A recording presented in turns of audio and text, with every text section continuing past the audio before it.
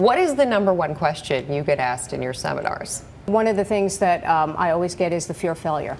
Is the fear of failure. And what I always tell people that way is that I was terrified of failure. That was like my, terrifying, you're leaving this swanky law job and you're going to go find yourself and be a writer. And, I'm terrified that people are going to think, oh my God, she should have kept her day job, Right. But I always had this fantasy when I was an attorney that at the end of my life there'd be all these beings in white robes and they would have showed me everything my life could have been. Here was the editor you were going to meet. Here was the agent you were going to meet. Here were all the people lining up to buy your books. And it was this fantasy like, oh my God, my dreams really could have happened. But I didn't take those steps. I didn't make that happen.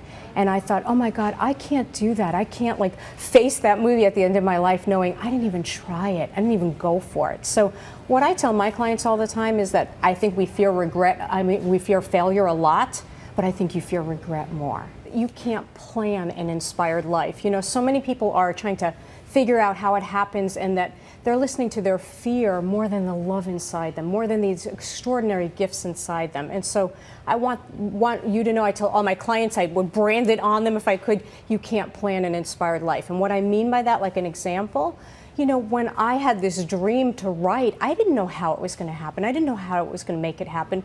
I spent 12 years writing my first book, and I didn't have an agent, I didn't have a contract, I didn't have a publisher, but you're listening to that extraordinary gift in you. You're listening to that genius that only you have.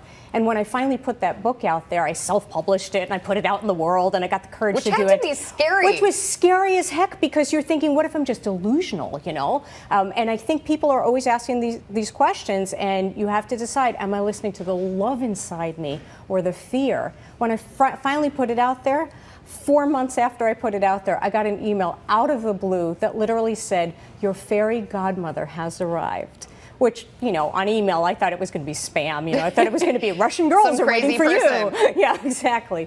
But it was vice president of marketing and publicity for Random House. And she found my first book, This Time I Dance, and she said, oh my God, this is the best book I've ever read on finding your calling, on finding your genius. I want to get it to a major New York house. She did. It was the publisher I dreamed of. And had I done it a conventional way, had I sat down and planned everything out and tried to figure it out, I would have freaked myself out, but I never would have ended up at the level I ended up at. And so that's why I always tell my clients, you can't plan these things. You can't plan an inspired life. You can follow that inspiration, that genius in you, and everybody has it. Everybody has something extraordinary. We want to hear from you. Like us, tweet us at Rebecca Jarvis, and comment below. From the studios in New York City, I'm Rebecca Jarvis. Have a great day.